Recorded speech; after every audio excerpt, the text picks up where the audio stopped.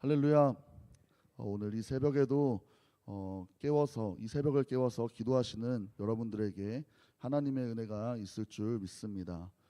오늘 말씀 이 열왕기 하 17장은요. 이제 북이스라엘의 마지막 왕인 호세아에 관한 이야기가 나옵니다. 그리고 우리는 이 북이스라엘의 멸망을 볼 수 있습니다. 오늘 말씀 3절에서 5절 말씀에 보면요. 이 아수르 왕인 살만에셀이 올라와서 호세아가 그의 종이 되어지게 됩니다. 그런데 이 호세아가 조공을 이제 드리는데요. 근데 애굽의 왕에게 드리는 것과는 조금 더 못하게 조공을 하였습니다. 그랬더니 아수르 왕이 이 호세아가 자신을 배반할 것이다라고 생각하여서 그를 옥에 가두고, 그리고 아수르 왕이 이 북이스라엘의 온 땅을 두루 다니고 이 사마리아로 올라와서 그 사마리아를 3년간 에워쌌다고 나와 있습니다. 이 성경의 이 내용으로만 보면 이 호세아가 아수르보다는 이 친애굽이라고 하는 이런 정책을 펼쳤다고 할 수 있는데요. 그런데 이것이 이 북이스라엘 멸망의 문제의 발단인 것 같이 이 성경은 말해주고 있습니다만 북이스라엘 멸망의 근본적인 문제는 따로 있었습니다. 그것에 대해서 말씀을 나누기 전에 여러분, 한 음식점을 하는 이 자영업자가 있었습니다. 그 사람은 정말 서비스도 너무 좋고요, 인상도 좋고요, 그리고 그 가게를 하는데 인테리어도 너무 잘하고 예뻐서 예쁘게 잘 준비를 한 상태에서 이렇게 음식점을 하는데요. 근데 장사가 안 되는 거예요. 근데 왜 때문이었을까요? 네, 그렇죠. 음식이 맛이 없는 거죠. 음식점에서 제일 잘해야 되는 것은 이제 음식인데, 음식이 맛이 없으니까 다른 것이 아무리 잘 돼 있어도 장사가 안 되는 겁니다. 그래서 다른 것들을 너무나도 신경 쓰느라 제일 중요한 것에 집중하지 못했던 것이죠. 여러분, 이스라엘 백성도 같습니다. 이스라엘은 어떠한 나라입니까? 고대에 가장 희망이 없던 그러한 나라였습니다. 하지만 하나님께서는 그러한 이스라엘을 아브라함의 때부터 자녀 삼아 주시고 이끌어 주시지 않았습니까? 그래서 이스라엘 백성이 중요하게 생각하는 것은 바로 오직 하나님만을 경외하는 것이어야 했습니다. 그런데 오늘 이 북이스라엘은 어떻게 행동하였습니까? 오늘 7절 말씀을 보겠습니다. 이 일은 이스라엘 자손이 자기를 애굽 땅에서 인도하여 내사 애굽의 왕 바로의 손에서 벗어나게 하신 그 하나님 여호와께 죄를 범하고 또 다른 신들을 경외하며, 다른 신들을 섬기며 경외하여서 하나님께 죄를 범하고 나아가고 있던 그러한 북이스라엘이었습니다. 그런데 이 죄가 처음 지었던 죄였을까요? 아니죠. 바로 북이스라엘의 마지막 왕이었던, 바로 19번째 왕이었던 호세아까지 계속해서 하나님만 경외하는 것이 아니라 다른 신들을 경외하였던 것이었습니다. 즉, 이 북이스라엘 멸망의 근본적인 문제는 아까 말씀드렸던 그 애굽과 아수르와의 그 관계 때문이 아니라요, 바로 이 북이스라엘이 다른 신을 경외하였기 때문이라는 것입니다. 여기 말씀에 나와 있는 이 경외하다라는 단어는 열왕기서에 총 17번이 사용되거든요. 그런데 그중 열왕기하 17장에만 총 12번이 사용되고 있습니다. 이 경외하다라는 단어는 하나님 여호와, 그 하나님 여호와라는 그 말씀 뒤에 뒤따라오는 그러한 단어인데, 오늘 본문 7절에 보면 다른 신들을 경외하며라고 다르게 쓰여져 있습니다. 다른 신들을 섬길 때 사용되었다는 것은 바로 북이스라엘 사람들의 마음에 하나님이 자리하시는 것이 아니라 다른 신들로 대체하였다는 것을 말해주고 있습니다.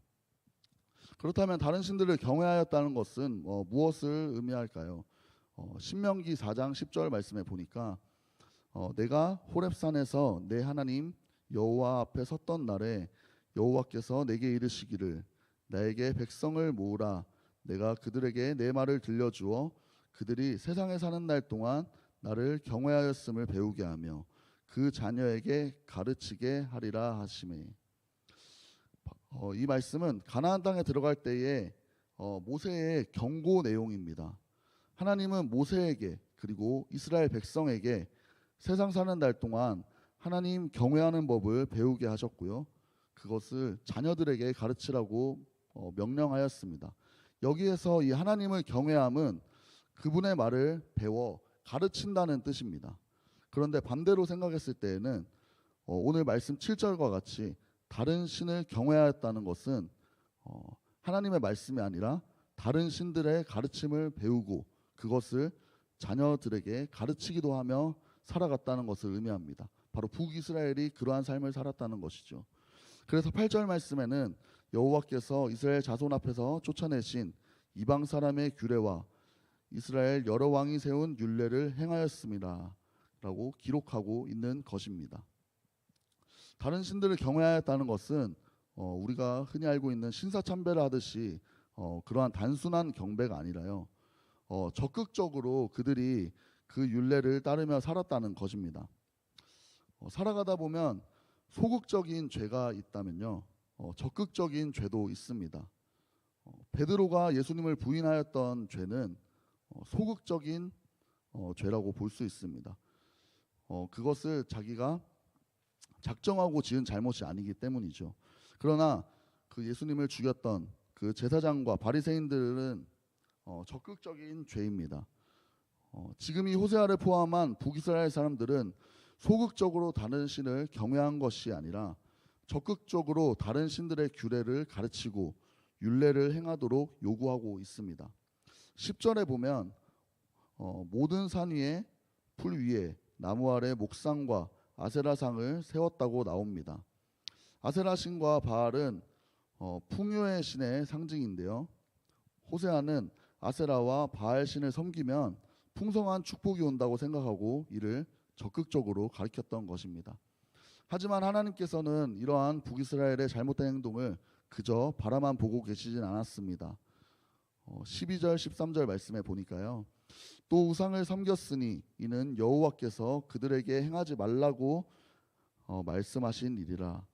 여호와께서 각 선지자와 각 선견자를 통하여 이스라엘과 유다에게 지정하여 이르시기를 너희는 돌이켜 너희 악한 길에서 떠나 나의 명령과 율례를 지키되 내가 너희 조상들에게 명령하고 또 내 종 선지자들을 통하여 너희에게 전한 모든 율법대로 행하라 하셨으니. 바로 선지자들을 통해 끊임없는 권면과 징계를 하나님께서는 하셨습니다. 그런데 14절 말씀부터 그들은 자신이 행하고 싶은 대로 그들이 행동하고 싶은 대로 하고 고치지 않았습니다.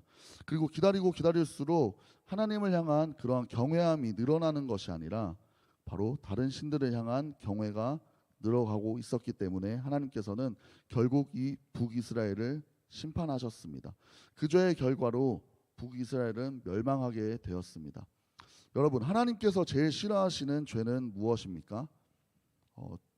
출애굽기 20장 3절과 4절 말씀인데요. 너는 나 외에는 다른 신들을 내게 두지 말라.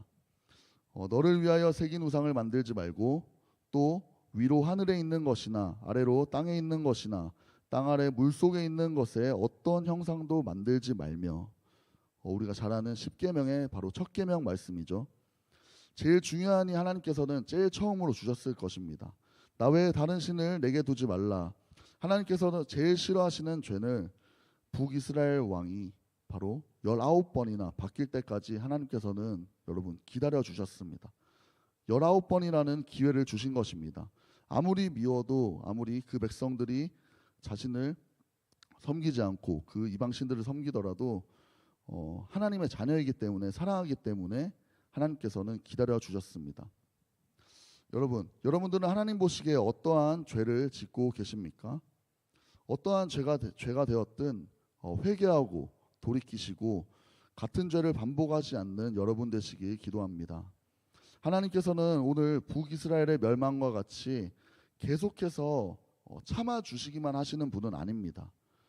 그것을 바로잡기 위해서 때로는 치시기도 하시는 분입니다. 여러분 함께 기도합시다. 그리고 회개합시다. 그리고 하나님만을 경외합시다. 그때에 주님은 우리를 죄에서 건져내실 것입니다. 오늘 말씀 39절 말씀을 읽고 마치려고 합니다. 제가 읽어드리겠습니다. 오직 너희 하나님 여호와만을 경외하라. 그가 너희를 모든 원수의 손에서 건져내리라. 아멘. 이 말씀을 붙들고 항상 세상을 이겨나가시는 여러분 되시기를 기도합니다. 제가 기도하겠습니다.